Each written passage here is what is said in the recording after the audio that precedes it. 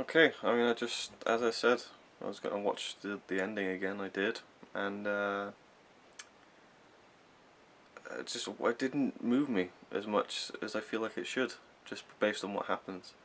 I enjoy it, I like the way it turns out and everything, but it just doesn't, I can't make myself feel moved by it, which is really weird, and I don't know why. I don't know where the disconnect is happening, because I was so emotionally invested in the first, hour and maybe 20 minutes of the film. I still love the film, I think it's a brilliant film, but I just wish I knew why the ending doesn't make me react very much, I don't know. Anyway, I'll grab a shave and get something to eat, and then I'll carry on with the marathon, day 6.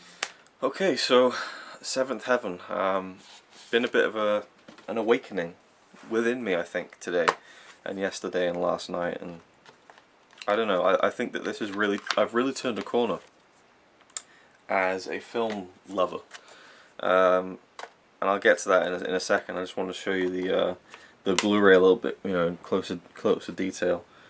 The inside artwork here is fantastic. We have Chico and Diane sitting on his one of his big open windows in his apartment, their own Seventh Heaven. Great shot, and I'm glad that they kind of put inside artwork on the Blu-ray. And it's a French release, as I said, and not only is there a nice slipcover to it, there's a nice booklet as well. So I want to flick through here, see if there's any cool images, and kind of show them to you. All the text is in French, but yeah, there's tons of images and stuff of the actors on the Parisian sets. I'm not quite sure why it was set in France, what the reasoning behind that was.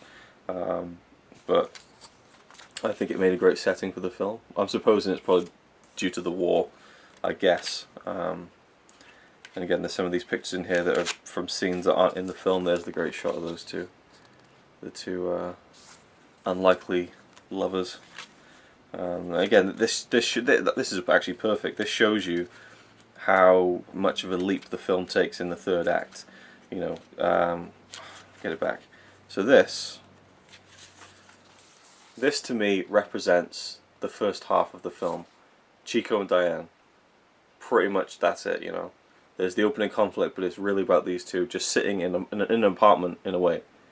That is the first half of the film. And I almost thought that the whole film would take place in that room, and that the whole film would just be that night. But then once the second half kicks in, you have scenes like this. I mean, just look at the scope of it. All the cars, and a great scene where all the taxi drivers of Paris, they go off into the war to help, just they need anyone basically to come in and help out during the war. There you go, there's another shot of Chico and Diane by the window. But yeah, as I was saying, something of an awakening, a realization, I think, a eureka come to Jesus meeting, I think, with my thoughts on how I rate films. I think I've had to think about it, and I think that I get too hung up on it. I think I get too hung up on whether or not I can say that film was a 10 out of 10, and if I don't, then it's not a great film. You know what I mean?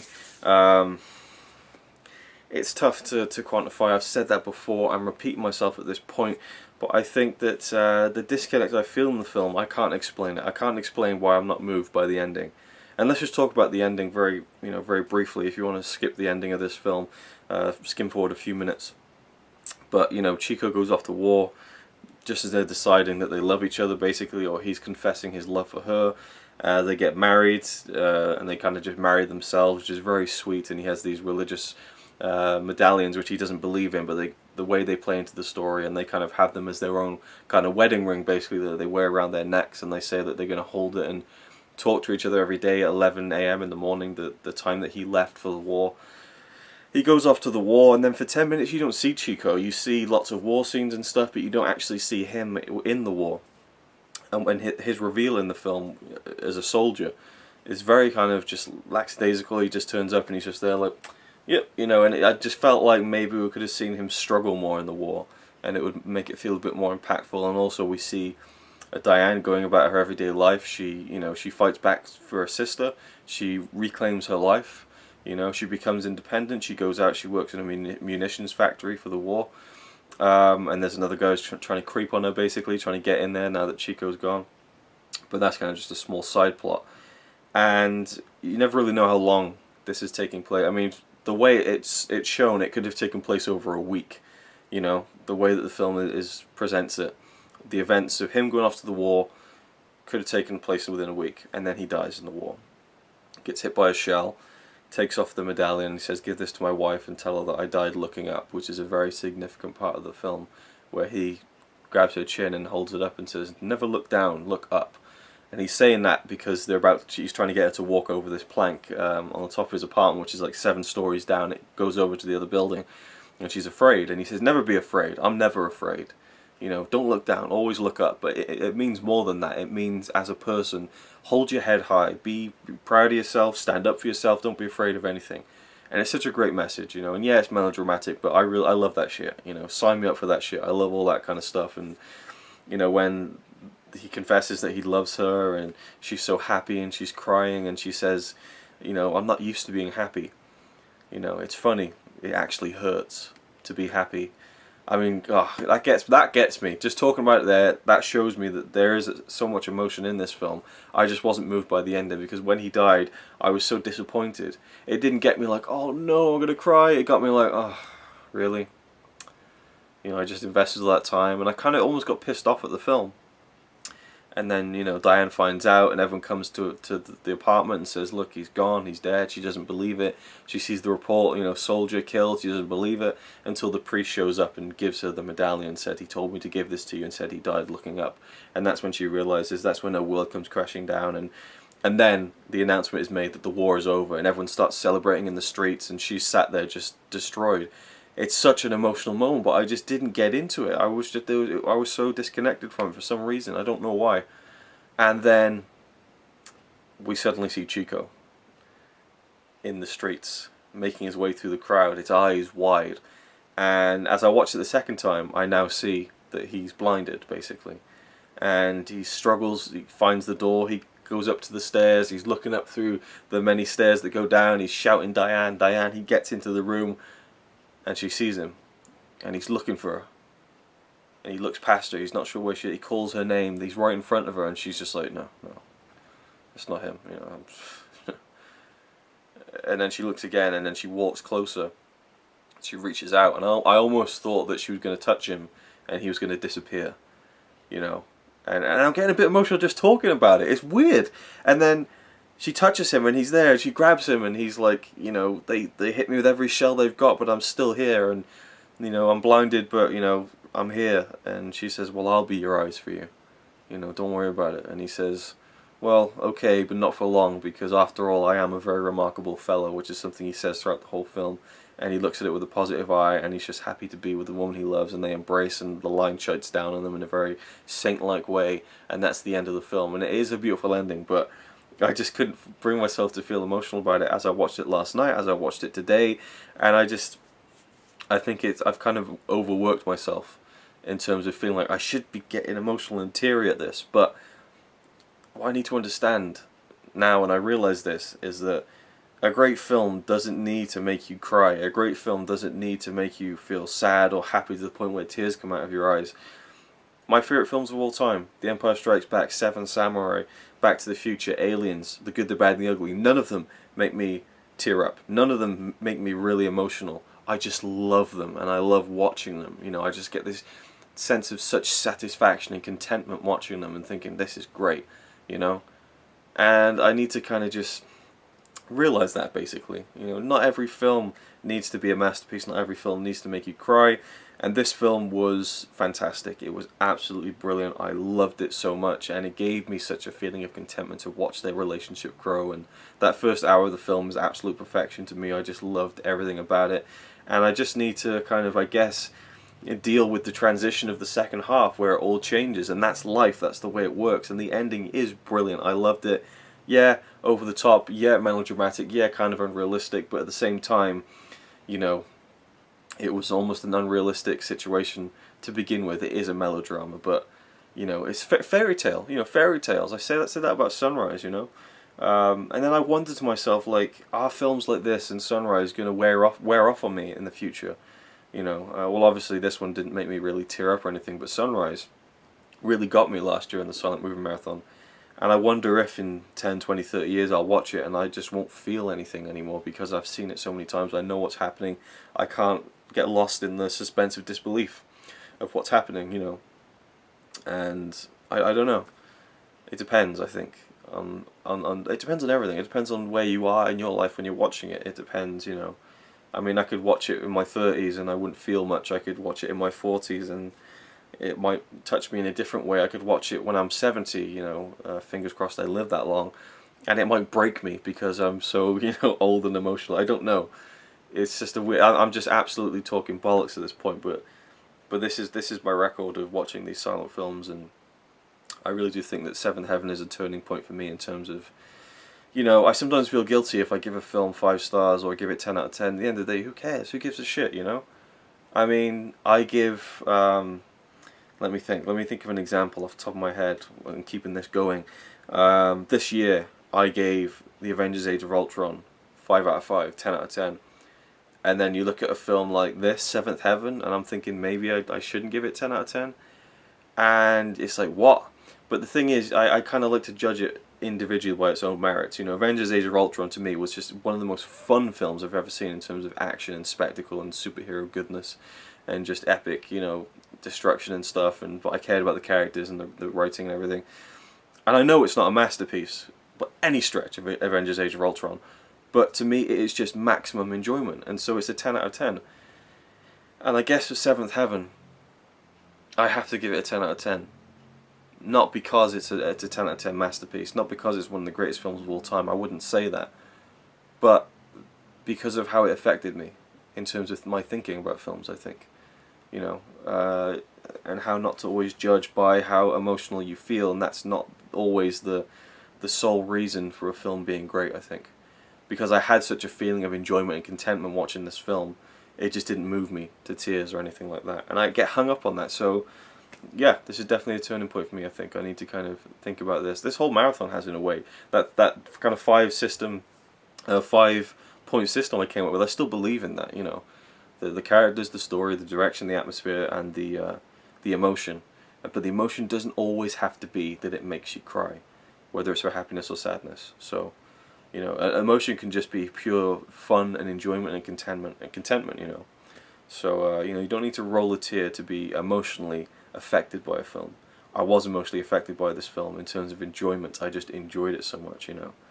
Again, the whole scene at night in the apartment, in my chest, it was just like, I love this so much.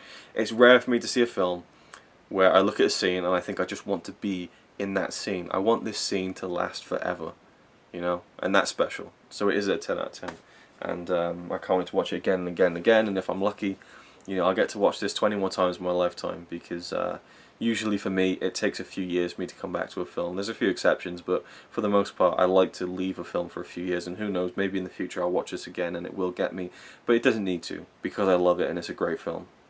Maybe in a future Silent Marathon I'll kind of reevaluate my thoughts on it, but for now it is definitely one of my favourite silent films now, I think, and a great film, and that's it. That's all I need to say about it. Oh, one more thing, or two more things. Again, I mean, I feel like I've talked about this film for so long that it's ridiculous, but I figure, you know, why not add in a couple more minutes. Seventh Heaven, one more thing I want to say. Two more things. Get it right, Luke. There is a great shot in the film. The direction is great by Frank Borzage. There's some really cool shots in there, and just great kind of angles and cinematography, especially some of the war scenes that I rewatched this morning. Really incredible stuff, actually. Really, really good. War scenes just really put you in the feeling of the battlefield and just the real grim nature of war. But anyway, when Chico takes Diane to his apartment and it's on the 7th floor, there's a great shot where you see it's like a sliced off the building, and you look at them by the stairs, and they walk up the stairs, and the camera just goes up like an elevator, and they go up every single seven flights of stairs. It's unbelievable.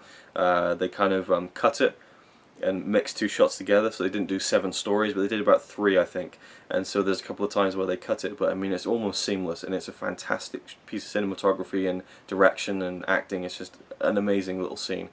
And then also, one thing I really liked was how he kind of gives her a wedding dress, and she's like, "So you want to marry me?"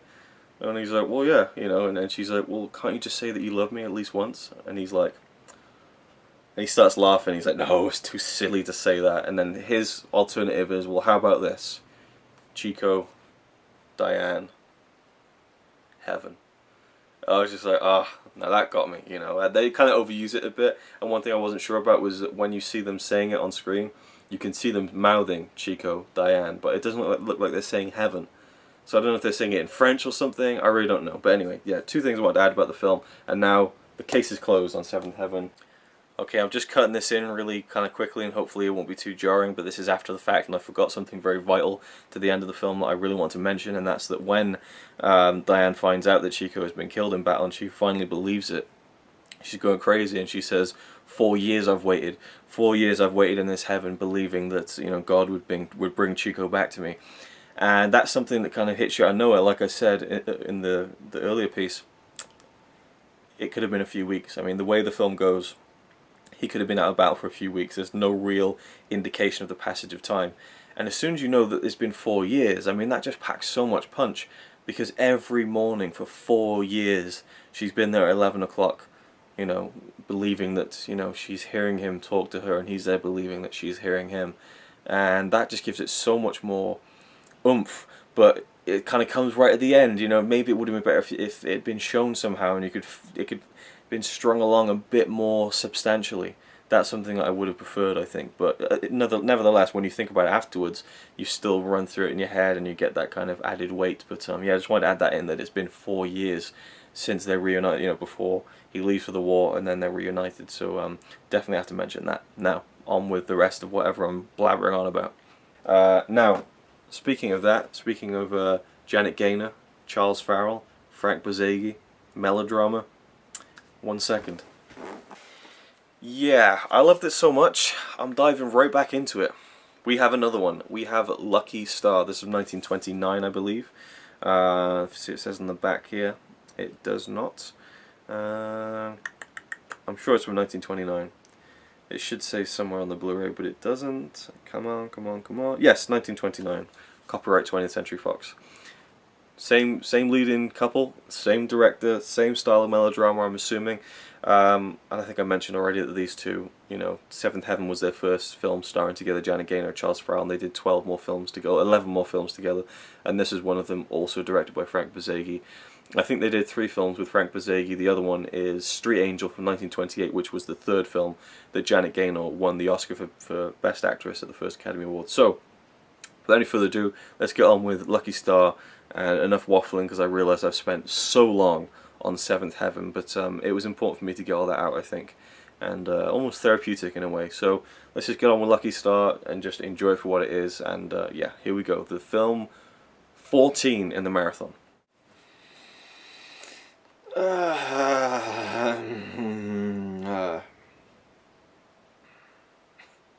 What was it I was saying earlier about not being moved by films, not crying or tearing up? Yeah. So that was interesting. Oh, in the credits it says the score was recorded in 2008. I suppose that's worth mentioning.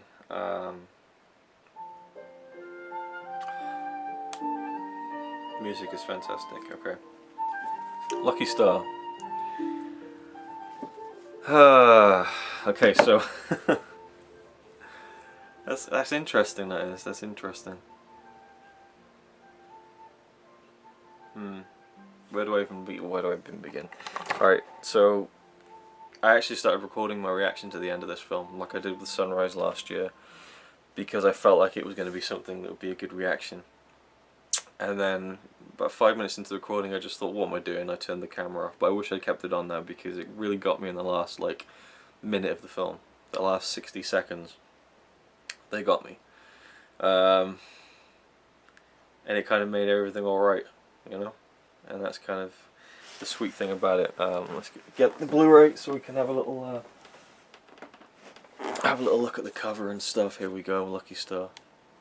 As you can probably tell, the film is about a guy in a wheelchair and a girl and their love affair in a way.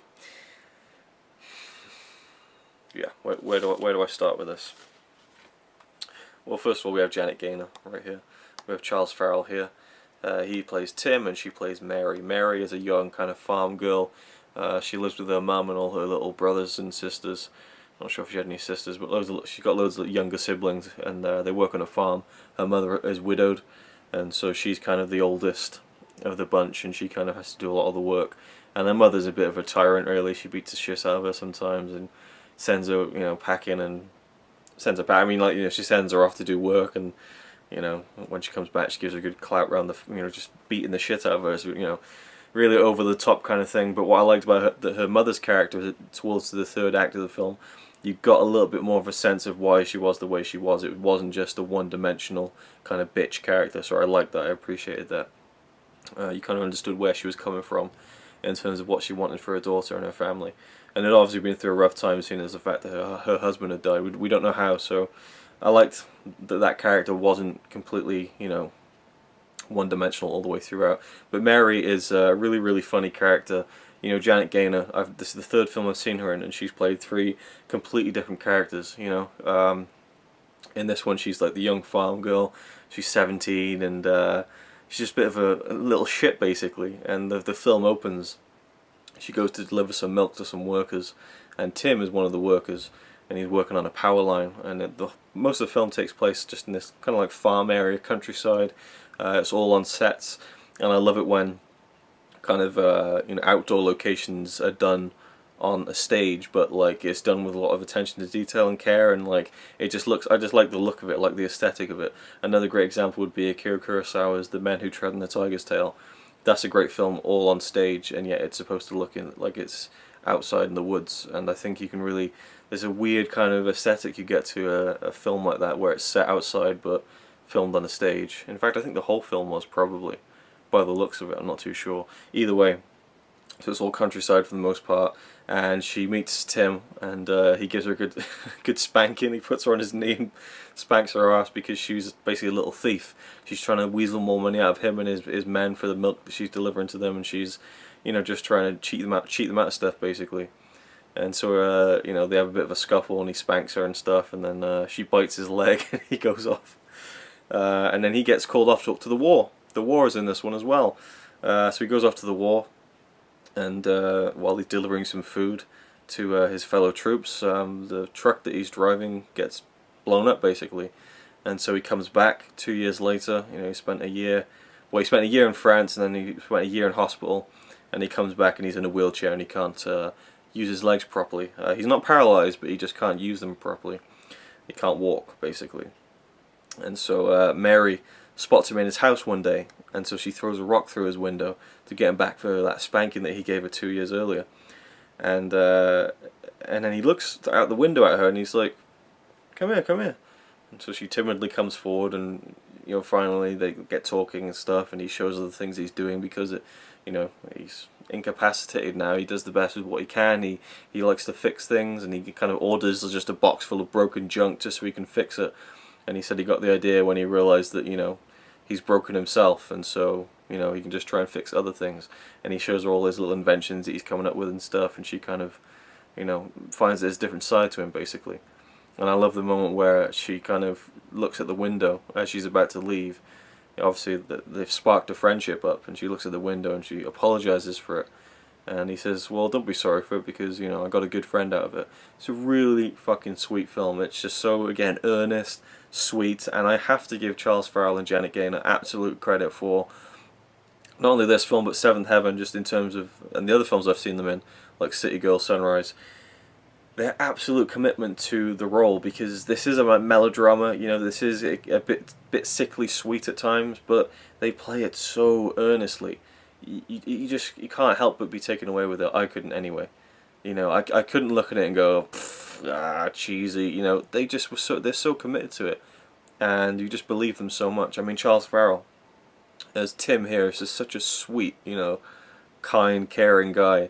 You know, in Seventh Heaven he kind of is, but he's more of a kind of a macho, bravado kind of filled guy, and so there's different, you know, they had range basically, and Janet Gaynor was incredible here as well. I mean, her smile, the way her eyes kind of emote is just incredible. And I just love their relationship in this film, and it was just so sweet. And another guy comes into the mix, a guy called Ren, who is a piece of shit basically. They have a scuffle at the beginning of the film, him and Tim. And Ren, you know, he gets, you know, kicked out of the army and stuff, but he comes back to the town when he's wearing his uniform, and he's saying, yeah, I'm going to be a major next, you know, they're promoting me, and everyone around town's like, he's a piece of shit, you know. And Ren basically wins over Mary's mother's approval. Mary's mother's like, you can't be hanging around with that crippled Tim, you know, it's a waste of time, you know, it's a waste of life. And so there's kind of that love triangle kind of thing, only there's no love for Ren. You know, Mary wants Tim, but, you know, her mother doesn't approve.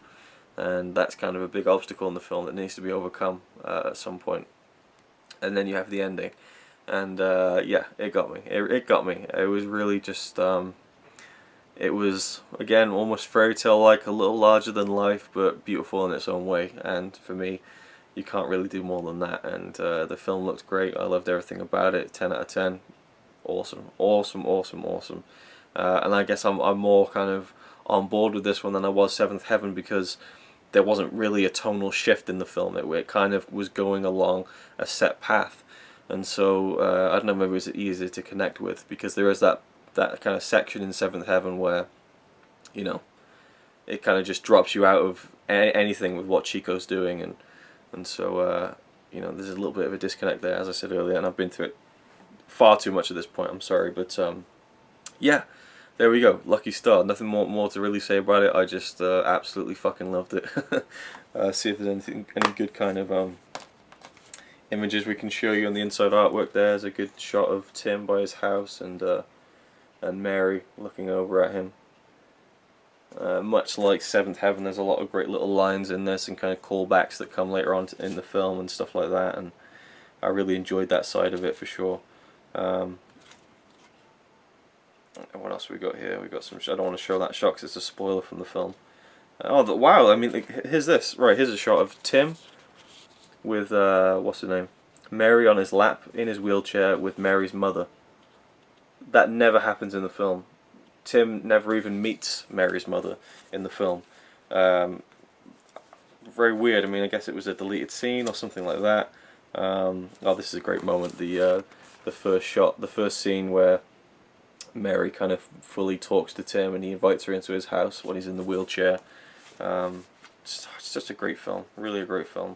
And there goes another shot there. Oh, it's a shot of Charles Farrell, Janet Gaynor, and Frank Borzage himself sitting on the set of where Tim's house is, and if you can get the focus and coming on that. That's really cool. I like that. I like seeing kind of the director kind of behind the scenes from a film this old. So yeah, this Blu-ray actually has a bonus film as well, and I think I'm just going to watch it for the hell of it. It's called The River. It came out in 1928/1929. Another Frank Borzage film, also starring Charles Farrell. But his leading lady in The River is not Janet Gaynor, it is Mary Duncan, and Mary Duncan was his leading lady in F.W.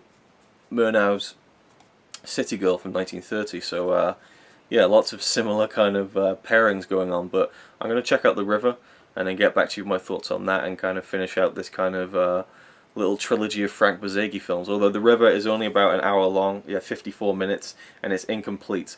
So I believe efforts have been made to kind of fill in the gaps with kind of production stills, I think, and kind of information about missing scenes. So it'll be an interesting experiment to see an incomplete film in the marathon anyway. So moving on, The River. Alright, I'm done watching The River from 1928/1929, starring Charles Farrell and Mary Duncan, directed by Frank Borzage. It was okay. As I said, it was a reconstructed film. It was originally around 84 minutes long, I think it was, or about an hour and 25 minutes, something like that. And the version that it's presented with on this Blu-ray is 53 minutes long.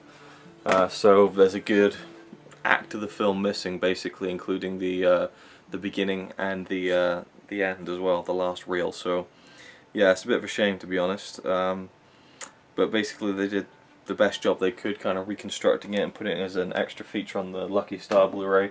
And I like that the effort was made to do that, and they didn't just think, well, we got 40 minutes of footage, let's just dump it, basically.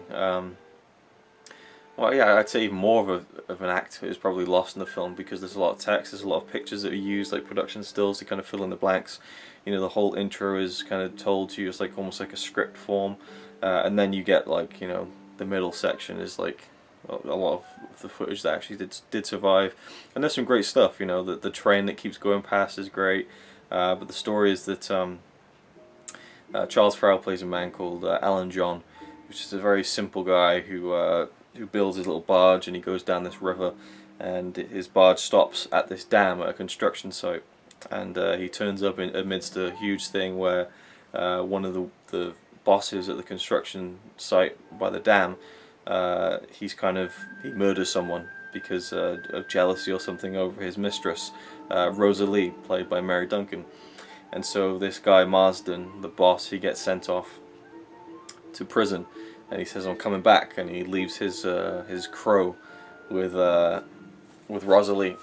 Everyone leaves for the winter, and so Alan John is there, and he's kind of on his little boat, and he's just looking around, really. He's just kind of just there, really very passive, and then he meets Rosalie, and then he kind of gets talking to her, and he kind of sees that she's living in this cabin on the construction site, and she's going to stay there on her own throughout the whole of winter. They get talking, he says he's going to get the train, he misses the train, and then he says, I'll get the next train, he misses the next train, he gets talking, and it's very interesting because it's a completely different dynamic than the two films I just watched with Janet Gaynor, because Mary Duncan is, she has an appearance and a way of, the way she holds herself is a lot more kind of a sophisticated and capable woman than the roles, the characters that Janet Gaynor portrayed in the Lucky Star and Seventh Heaven. Mary Duncan's Rosalie is very much the city girl, as she is in the film City Girl, but she's much more sophisticated, or much more kind of life experienced than Alan John, who just seems very, she says, how many women have you known in your life? And he's like, just my mum. You're the first girl I've ever met. A very kind of simple guy, but a nice guy, and Charles Farrell pulls that off perfectly. He's fantastic. I think he's such a great actor. I really do enjoy him. I've seen the diversity of the roles he's able to pull off, and he did great in this one as well. Mary Duncan was good, but her character was a bit annoying because she's just laughing at him the whole time, and she kind of is playing him like a fiddle. She knows what she wants from him, and she knows she's going to get it, but then towards the end you kind of see that she's a bit of a damaged person, and was probably made that way by bad decisions in terms of boyfriends and lovers, and so she kind of shows her true feelings at the end, which is pretty nice. But pretty dramatic ending, which didn't survive.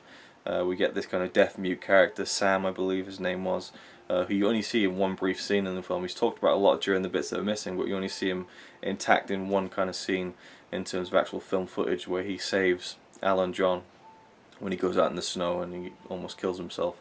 Or not that he tries to kill himself, but he almost dies out in the snow in the winter, and so he saves him.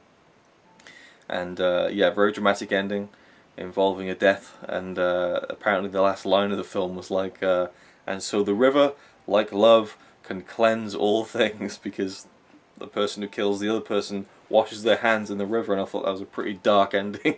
But suffice it to say that Alan John and Rosalie, they go off together on his barge and live happily ever after. But yeah, a murder went down at the end, but you don't see it. It's again only in text form, and it almost makes it more dark because you're kind of imagining how it would go. And I find it very interesting, you know, to kind of read and imagine the story and then be filled in, well, to be filled in the gaps with, you know, stuff that you read and things like that, because a lot of the times in silent films you are reading a lot of the dialogue, so to read the action as well is kind of weird. There's a good scene where he comes to after he's been out and he almost dies in the snow and the cold, and she's like on top of him, she's like, but I love you, you can't die.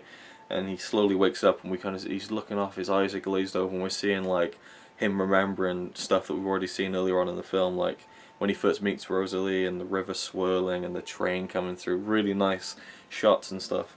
And we even see a few bits from the beginning that didn't survive. So yeah, overall the river, it was pretty good. I would have loved to have seen it, you know, in its complete form, but at the same time, I think Lucky Star, just from top to bottom, was a much more kind of interesting story, and well, an interesting story, but a story that I enjoyed more. You know, I don't feel like I'm missing like a massive part of it from the stuff that you don't see in the river, because you know, you can read it and kind of imagine where it goes by seeing the other like 40 minutes of footage. You can kind of imagine the tone and the direction almost in a way, really, and particularly since this is the third Borzage film I've seen in a row, I can definitely imagine how it would have looked. And to me, as a full film, I think it would have been great. It's hard to judge when you've only got half of it, or, you know, maybe 2/3. But overall, Lucky Star was much better, and so was Seventh Heaven, obviously. And I'm very glad that films like Lucky Star and Seventh Heaven have survived in their entirety, though I'm very intrigued by the images, the production images in both the booklets of the Blu-rays that show deleted scenes.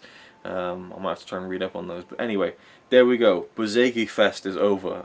Done with Lucky Star, done with the river, done with Seventh Heaven, and yeah, what next? I don't know. I'm gonna do the dishes right now. I've been neglecting the housework today. I've been lost in the world of Charles Farrell and Mary Duncan and Janet Gaynor and Frank Borzage, and so I'm now going to go back to reality, do the dishes, come back, and then see what other film I'm going to watch today, which is day 6 of Silent Movie Marathon 2.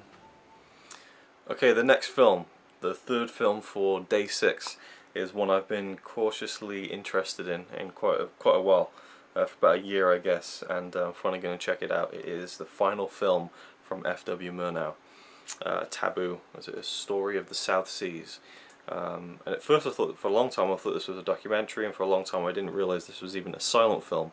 I even bought this without knowing it was a silent film, but kind of found out that it was maybe a few months ago, and I thought, oh, well, I'll include it in this then. But it, yeah, I thought it might have been a documentary because they filmed this in Tahiti, in Polynesia, on kind of like a South Seas island, and from what I could understand it was a documentary, but no, it is kind of not a mix between the two, but it's meant to give a very kind of naturalistic tone to a drama film, I suppose, and I guess I'll find out more about it when I actually watch it, because I haven't seen it, I don't really know the story, anything like that, so I'm just going to pop right in with it, jump in, and give my thoughts afterwards. Okay, Taboo, Story of the South Seas, done, dusted, and first half hour I was kind of losing quite a bit of interest, quite drawn out in the first half hour. But the second hour, the following hour, the second and third acts of the film I really enjoyed, and I'm sure when I watch it again I will enjoy the first act a bit more. I did enjoy it, it just dragged on a bit. So basically we have all these islanders, and I think there's a title card at the beginning of the film that says something to the effect of all the people in this film are native South Islanders, something like that. I think it also says it in the booklet somewhere. Possibly, maybe somewhere. Let's have a quick look, because I've had to flick through it, and I'm sure it said that somewhere. Maybe I'm forgetting or misremembering. There we go. Only native-born South Sea Islanders appear in this picture, with a few half-castes and Chinese. So yeah, it was filmed in Tahiti, again Polynesian island of Bora Bora, I believe. Really thick booklet for this release as well, I think 56 pages. Lots of great stuff, and so they basically got real islanders in a real location to be the cast, and I mean really there's only 4 characters in the film. You know, there's like hundreds of people who were in it, but there's only really 4 characters. We have a guy called what was his name, Mahati, no, Matahi, Matahi, and a girl, Reri. I'll just call them the girl and the man because I don't know how to pronounce them, but her name is spelled R-E-R-I, so Reri. I don't know, but anyway, so you have the girl and the guy, and they're lovers on the island, and you just see all the islanders, you know, hunting for fish and stuff, and having fun, just like jumping off of waterfalls and, you know, clambering up, you know, cliffs and stuff. I mean, it just looks so real because it is, you know, and so there is that weird kind of element where it just feels so authentic because it is, and they filmed there, and they had all the islanders be the cast of the film, and so you have the guy and the girl. They're lovers, but then this big event starts happening, where kind of I think kind of 2 tribes or 2 groups of a different island, they meet, and a scroll is read that reads that the girl Reri, she is going to be offered up as this kind of like virgin kind of pride. Well, I don't know, virgin kind of. I can't think of the word. She's being put on a pedestal. She's going to be this virgin woman who, like, you know, no man can even look at or think about, and she will never be spoilt, and she's kind of this, well, she's taboo. They say that, you know, right here, she's taboo, she's off limits, basically. Under the eyes of God, you know, she will be kept pure, kind of thing. And so it's going to split up her romance with Matahi, and it's so, you know, they're obviously very upset about it. You get to see their turmoil, and I quite liked how, you know, the whole island's having this big celebration. They're singing, they're dancing, everyone's just going nuts, and the people involved, or at least the girl, she's just distraught, you know, and just really devastated by it. And then you got this old man who's kind of the, I guess, the tribe who's bringing her in to be this woman. I don't know if it was, maybe it'll say something on the back that's that gives it a bit better description of what I'm coming up with. Her body has been consecrated to the gods, rendering her as taboo as far as mortal men are concerned. Yeah, it doesn't really say what she is, or I can't remember. Maybe there was something that I missed. But you know, she is, you know, she's going to be off limits. She's going to be taboo to everyone, and her life is going to be over pretty much because, you know, she's not going to get to be with the man that she loves. And so he basically steals her, and they run off together, and that's the last hour of the film, the 2nd and 3rd acts, where they go to this more civilized island, and they wash up there basically, and there's, again, it's kind of a mix of kind of natives and kind of, again, more civilized culture going on, and it seems like it's been colonized by some French people. There's like a French man, white man, who's like the police, but then there's Chinese people and natives and stuff, and, you know, Matahi and Reri, they become very popular in the island. Everyone loves them, and all this, but then you get to see how they become exploited by kind of the more civilized culture, to reuse the term. But so I really enjoyed the story, because basically they've broken the taboo, and so the old man was after them, and, you know, they will be punished by death basically, and so it basically goes, you know, how is this going to end up for them? You know, very simple story, told very simply, and what I loved about it was that there is no dialogue in the film at all. No dialogue. I mean, silent films obviously don't have dialogue that you can hear, but there's no spoken dialogue that we are told through intertitles. So someone goes, and then it doesn't flash up on screen what they say. You don't hear or read anything that anyone is saying. The only way you get any of the story is through writing.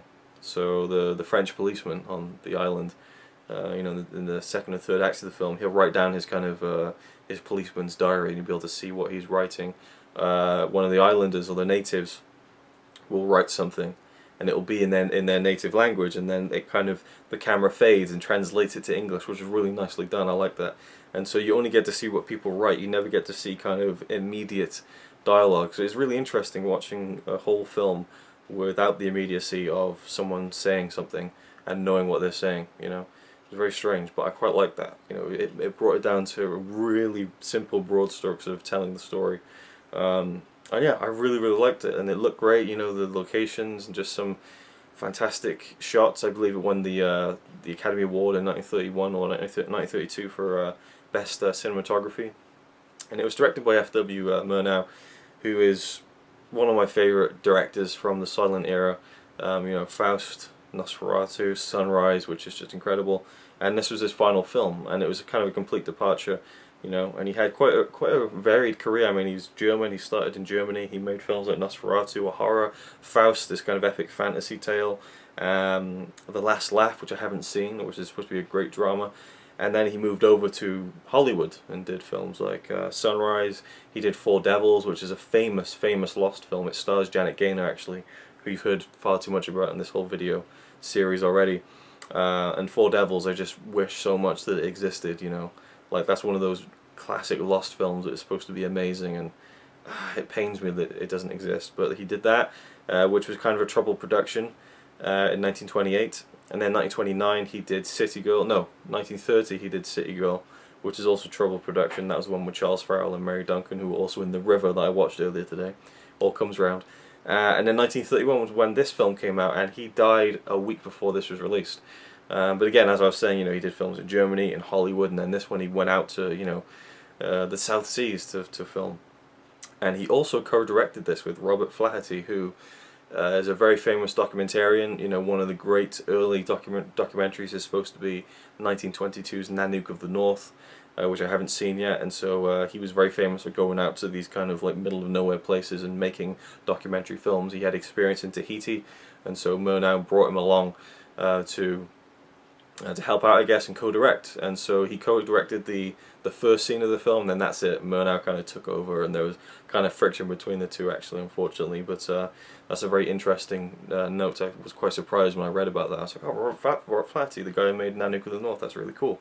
But then it turned out it didn't work out to be really cool for the directors involved in the production. And apparently, you know, Murnau kind of got cut back on some of the Hollywood crew, and he got the native islanders to be the rest of the crew. So really interesting production. I mean, there's a 56-page booklet I can read through and kind of find out more about it in the future. I haven't got really the time to do it now because I've got more films to get through.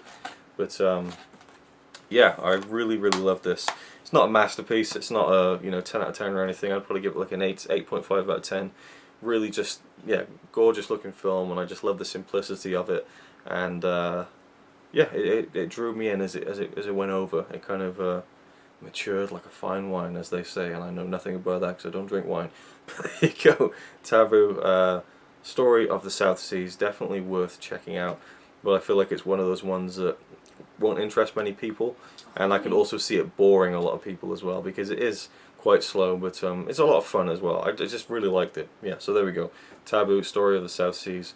Not too much more I can add about it. I was glad there was a couple of shots of the moon in there. Murnau was very well known for putting the shots of a moon in his film, so I'm glad that he kept the tradition going on. But it's sad that he died. He was 42 in a car crash in Hollywood, I believe, and a week before this film came out. So I mean, you just think how many more great films he could have made. He was such a great director. You just look at Sunrise and Faust. I mean, brilliant, absolutely brilliant. And yeah, I mean, I kind of, when I think German silent cinema, I think F.W. Murnau, I think Fritz Lang. And Fritz Lang did the same thing. He went to Hollywood, but he had decades more to his, you know, decades more films under his belt after the 30s and stuff. So yeah, big shame, but you know, it is what it is.